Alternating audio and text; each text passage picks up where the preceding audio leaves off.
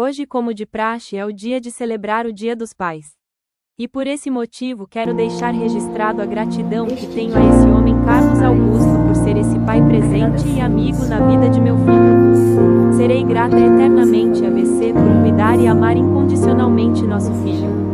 Não peço nada mais a Deus do que saúde para você e longa vida junto àqueles que te amam de verdade. Obrigada por ser esse super pai, obrigada por ser esse cara digno de suas